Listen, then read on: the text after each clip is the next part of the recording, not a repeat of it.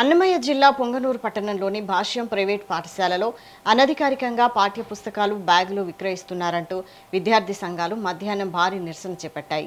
విద్యార్థి సంఘ నాయకులు వెంకట్, విక్రమ్, సురేష్ ఆధ్వర్యంలో స్కూల్ ముందు ఆందోళనకు దిగారు. నిబంధనలకు విరుద్ధంగా మధ్యతరగతి కుటుంబాలపై భారం పడేలా అధిక ధరలకు పుస్తకాల కిట్లను అమ్ముతున్నారని వారు మండిపడ్డారు.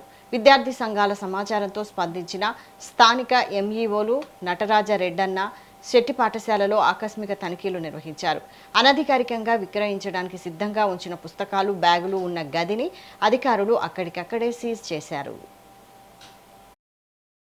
భాష్యం స్కూల్లో విద్యార్థుల దగ్గర అక్రమంగా ఫీజులు వసూలు చేస్తూ దాదాపు 10,500 రూపాయలు బుక్స్ రూపంలో ఒక కిట్ రూపంలో విద్యార్థుల దగ్గర వసూలు చేస్తా ఉన్నారని చెప్పి మాకు వచ్చిన సమాచారం మేరకు ఈ రోజు భాష్యం విద్యా సంస్థలకు రావడం జరిగింది.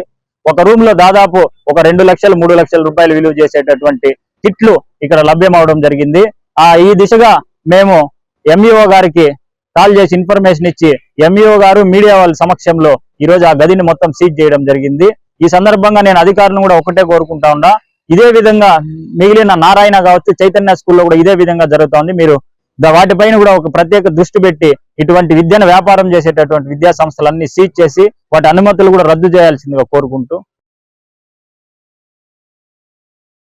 సార్, ఇక్కడ భాష్యం స్కూల్లో కొన్ని బుక్స్ అంటే స్టూడెంట్ కిట్స్ ఉన్నాయనే విషయం చెప్పారు.